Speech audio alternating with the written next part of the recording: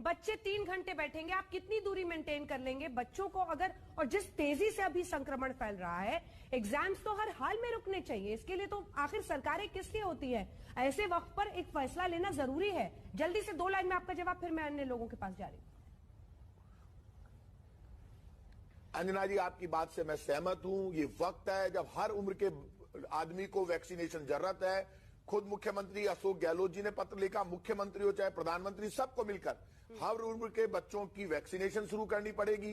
School college के exam बंद करने पड़ेंगे। मैं भी इस आज आवाज में आपके साथ खड़ा हूं। मैं बच्चों की प्रॉब्लम समझता हूं, क्योंकि बच्चों को बचाना, स्कूलों में कॉलेज में एग्जाम कैंसिल करना, ये इस वक्त पूरे देश की जिम्मेदारी। देखिए, सारे स्कूल क्लोज हो रहे हैं। आप लोग ने ये वीडियो सही देखा। देखिए, आप लोग के साथ सोशल मीडिया, सोनू सर ने अभी 1 घंटे पहले ट्वीट किया। उन्होंने ट्वीट में लिखा था कि this exam is not for the students but for the authorities. Life is precious. Life is precious का मतलब उन्होंने कहा कि बोर्ड एग्जाम कैंसिल होना चाहिए। तो उन्होंने बताया कि अगर बोर्ड एग्जाम होगा, देखिए मैक्सिको में 12,000 केस था तो वहां पर बोर्ड एग्जाम कैंसिल हुआ। ऐसे कई सारी कंट्री के नाम बताए। फिर उन्होंने बताया कि इंडिया में 1,68,000 11 अप्रैल का एक कोरोना अपडेट है, आप लोग के पास ग्राफ होगा, देख रहे होंगे कि 11 अप्रैल को 1,68,000 केस था। बट हम लोग की जो दिसंबर में केस थी वो थी हमारा 14 सितंबर को, 14 सितंबर या 11 सितंबर को 94,000 केस थी। तो कैसे बोर्ड एग्जाम कराया जाए? बोर्ड एग्जाम कैंसिल होगा और कितना % कैंसिल होगा, आप लोग पूरा अंत तक देखिएगा वीडियो को। देखिए, पहला हमारा है ग्राफ ऑफ कोरोना। आप लोग के सामने कोरोना का ग्राफ देखिए, दिख रहा है। इसमें देखिए सबसे ज्यादा केसेस हमारा 11 सितंबर को था, जो था 94,000। बट अभी हमारा हम लोग का केस है 1,68,000। तो इस कोरोना केस के हिसाब से आपको लगता है कि क्या एग्जाम होना चाहिए? पिछली बार लॉकडाउन हो गया था, इस बार तो एग्जाम कैंसिल होना ही पड़ेगा, क्योंकि एग्जाम अगर होगा तो अभी केजरीवाल सर ने बताया कि अगर कहीं कोरोना हॉटस्पॉट परीक्षा केंद्र ही न बन जाए। इसलिए हमको तो नहीं लगता कि राइज ऑफ द कोरोना के चलते एग्जाम हो पाएंगे। अगर ग्राफ डाउन नहीं होता है तो एग्जाम आप लोग का नहीं होगा, और ग्राफ नहीं डाउन होता है तो एग्जाम आप लोग का नहीं होगा। फिर है marks on the basis of internal assessment.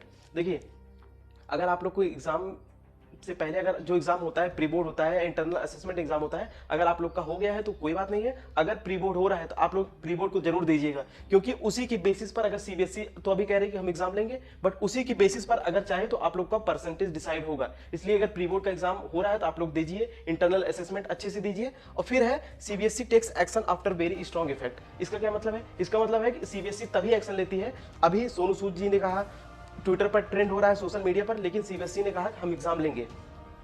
फिर कुछ लोग कह रहे हैं कि ऑनलाइन एग्जाम होगा। ऑनलाइन एग्जाम, भारत एक ऐसा कंट्री है, इंडिया एक ऐसी कंट्री है जहां पर ऑनलाइन एग्जाम इम्पॉसिबल है। यहां पर ऑनलाइन एग्जाम हो ही नहीं पाएगा। फिर तीसरा है हमारा स्टडी के साथ ट्वीट में भी ऑनलाइन। देखिए, ऑनलाइन तो कोई चांस ही नहीं है, लेकिन आप लोग पढ़ाई के साथ साथ ट्वीट करते रहिए, क्योंकि life is precious. Life is precious. तो उसमें टैग करिएगा #कैंसिल बोर्ड एग्जामिनेशन। फिर सोनू सूद जी को टैग करिए, क्योंकि ये आप लोग के साथ सपोर्ट में है। प्रियंका गांधी जी इस समय सपोर्ट में चल रही हैं। तो लेकिन स्टूडेंट एसोसिएशन और पेरेंट्स एसोसिएशन सब आप लोग के साथ है, तो इसलिए आप लोग को इसको टैग करना पड़ेगा। फिर हमारा है स्टडी के साथ साथ ट्वीट। स्टडी के साथ साथ ट्वीट करेंगे, फिर उसमें टैग करेंगे #कैंसिल बोर्ड एग्जामिनेशन। फिर हमारा है मे बी फर्स्ट या सेकेंड एग्जाम। देखिए, सीबीएसई मान लीजिए अगर एक ट्रायल भी करती है, पहला पेपर करा ले, फिर देखते हैं क्या रिजल्ट आता है कि कोरोना किसी को होता है कि नहीं होता, हॉटस्पॉट बनता है कि नहीं बनता है। अगर पहला पेपर करा लेती है तो आपको उसी की बेसिस पर, अगर मान लीजिए बहुत ज्यादा केसेस आ गए तो उसी की बेसिस पर टोटल नंबर देंगे। इसीलिए आप लोग अगर पहला दूसरा पेपर पूरा स्ट्रांगली तैयार कर लीजिए, क्योंकि पहले और दूसरे पेपर के हिसाब से आप लोग का नंबर अगर आगे चल के ग्राफ कम नहीं होता है तो उसी के नंबर पर आपको पूरा प्रमोट भी किया जाएगा, उसी के आधार पर आपको टोटल परसेंटेज भी डिसाइड किया जाएगा। इसलिए पहला और दूसरा एग्जाम आप लोग पूरा कंसंट्रेशन के साथ दीजिएगा। और इट्स बेसिस द परसेंटेज भी डिसाइड। इसी के बेसिस पर आप लोग का परसेंटेज डिसाइड होगा। फिर I will tell all information. देखिए, आप लोग चैनल को सब्सक्राइब कर लीजिए, हम सारी जानकारी आप लोग को ऐसी नई नई अपडेट देते रहेंगे। अगर एग्जाम होगा उसकी भी अपडेट देंगे, नहीं होगा तब भी अपडेट देंगे। अभी तो समझ लीजिए आप लोग का 90% चांस है, 90% चांस है कैंसिल होने का। आप लोग का 90% चांस है कैंसिल होने का, केवल 10% है, क्योंकि अभी सीबीएसई ने कुछ नहीं कहा है। उन्होंने कहा है कि एग्जाम हम लेंगे।